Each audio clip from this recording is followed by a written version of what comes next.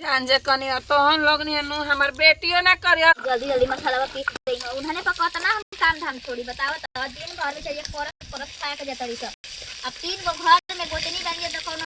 आटा सान दे कोनो मसाला पीस दे कोनो बर्तन धो दे जल्दी जल्दी काम न हो या एक आदमी करी तो दिन भर करते रह जाए। देख कहनी कि ये छोटा कि हमारा मछली खाए के मन करता एक बोली पर अपनी पैसा से मछली बतावा मंगैला से ये दीदी रवा हमर गोतनी ना बहिन बानी जब मन करी तब हमरा से कह पैसा के रही ना रवा कुछ चीज मांगा के खियाई पियाई जब हमरा के बहिन समझे तड़ी से तो हम उन्हें निके ना समझबो हम कहनी कि एक कनिया ऐसा मिलजुल के रही जाना जितना दौड़ दिया के बाना सरंग करेजा फाटे कि पैसे तीनों गोतनी है बहिन लेखा मिल मिला के रह ताड़ी सब। अरे भगवान से ये कभी भगवान कोई के हमारी घर पे नजर ना लगे हो तो यही गाने हमारे दौड़ दिया जरता रे आई करेजा पुरानी का फाटता कि हमार को तो ये लड़ाई झगड़ा करता है सब फलाना को पता ये कैसे मिल मिला के एक छिपा में खातड़ी सब बनावतड़ी सब करतड़ी सब। मम्मी जी के खाना में खाए में बड़ी लेट हो गई हम ना चाहिए ना वहाँ के लेट खाना खाएं तो ना की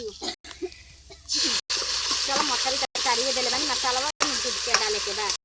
और क्या करे के बाद आलू की डाल दे।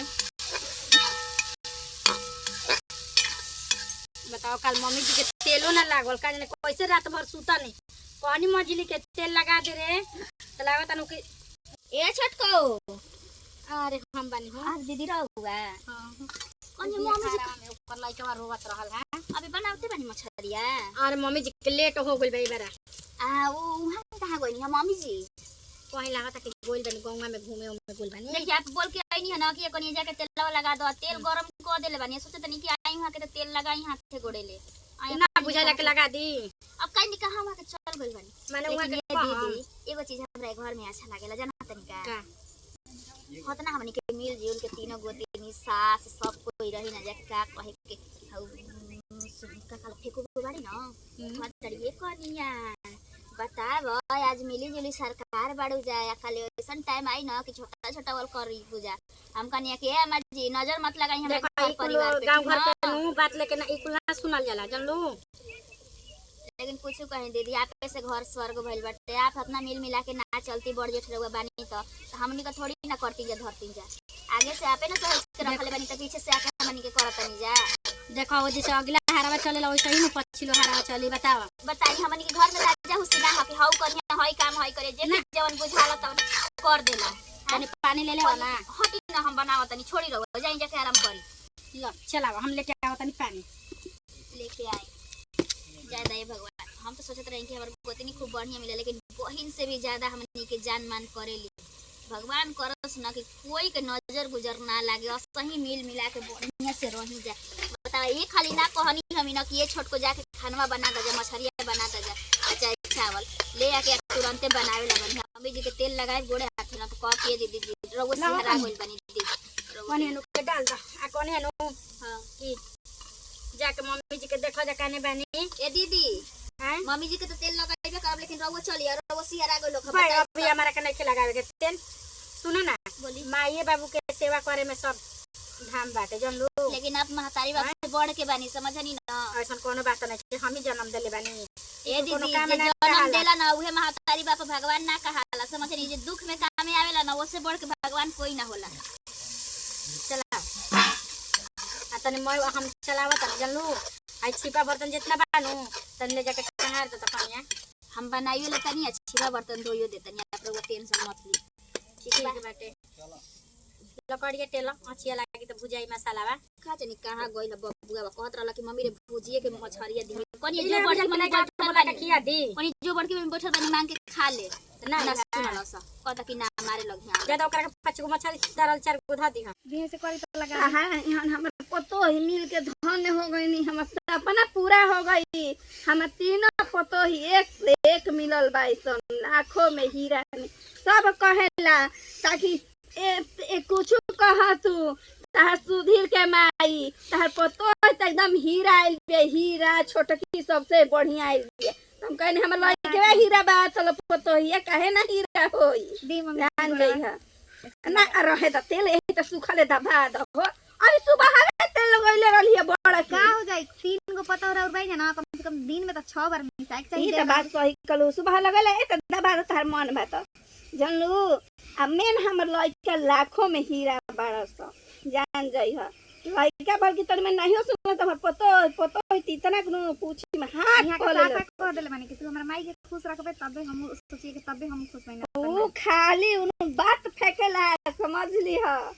तार दिल जीतत हटे ऊ का बुझत हड़ू तनी निमन सांझ के आई ना त तनी बना के खिया दी ह अच्छा से होके रोज तरह घरौरा से पूछत तनी का बनाई तरह कह तनी गोगर से पूछत हूं कि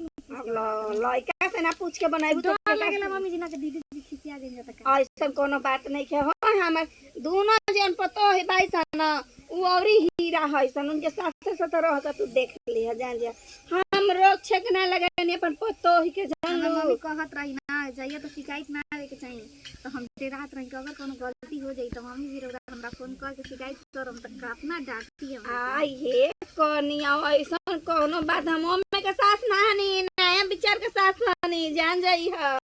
तू मुस्कियालू तो बड़ा नजर मत लागो हमर पतो है के ज्यादा तनी छोड़ तन देखा पीछे कोई चिल्ला तनी हम आवत तनी तुरंत पर बता देती तो आवत हनी तो दबाई ह तनी हम देखि भैंसे खोलैले बिया त का खोले बिया रुक जा चुप हो लेकिन हमार परिवार तो मिलल भाई एक नंबर के हमहू त डेराते न रही कि जाने के तरीके हम सोची कि दीदिया लेखा हमार परिवार मिल जाई रोज नैहर में रहती है ओसे ही हम नैहर में रहे लगती तो और माई के हमर बोझे हो जाई पापो हमर ना जिए अपन जौन 4 बरस जिए के बाद बीमारी में जातन हमर सास कितना निक बाई मम्मी जी बोलम आई जी दीदी आई कनिया कहां न पहले ना खबु जा हमरे खिया दे बुझा रौरी में खाई मागे रौरी खट्टा बनाई बताओ आज रवा खातिर लेट हो गल बा मम्मी जी खाना दे बता का तना हमर घर खा ले मम्मी जी ये निकला त भर हम सारे बहुत हो गइल हो थोड़ा सा और निकाल द बोल की बहुत ज्यादा बाटे ए मम्मी जी रवा के टेंशन करे के जरूरत नहीं है राउर 3 को पतो ही जिंदा बड़ी सजी कुछ होई त हमनी के बानी जा और कैसे सुंदर हमर परिवार मिल गइल आज हमर साफा तार बाबूजी रहत न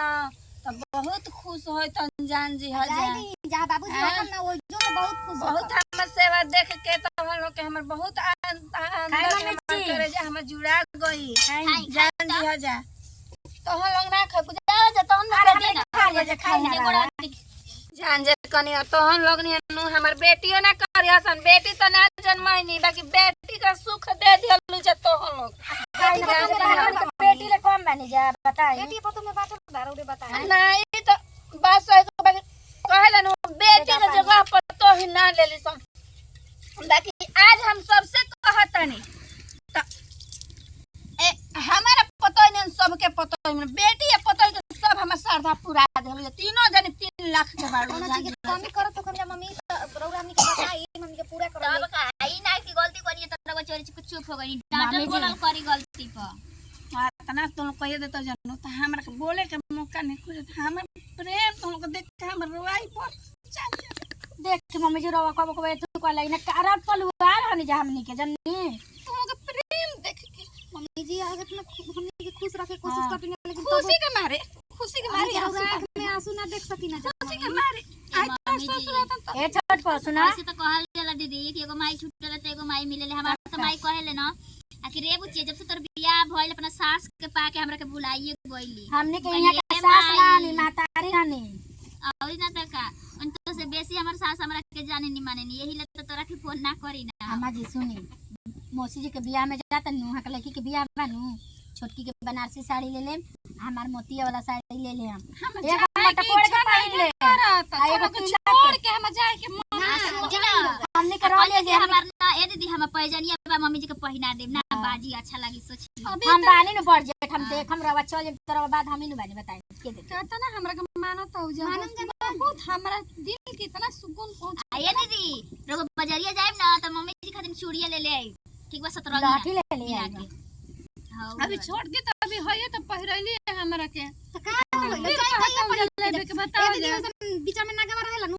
ओही में के ले ले बन डाल डाल के पहना और मिला त 6 ले ले हम हां मम्मी जी ये कोई देला सकी बूढ़ पुरानी नियर हो गइल बनी जी तो वैसे ही जाई हमनी के शिकायत होई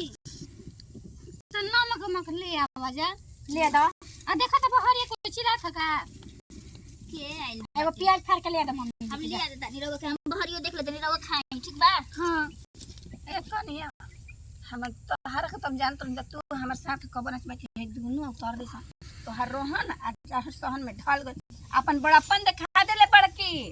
कैसे रखल जरा गोतनी के तू बहुत बड़ापन दिखैले बड़े जान जी रौरे सनु सीखल बानी हम जी बताई कहां बोल बानी सीखे दियादिन के फर्ज निभा दे लेते ठीक घर फरन वाला काम ना कइले जान जे बबुआ खाना देले है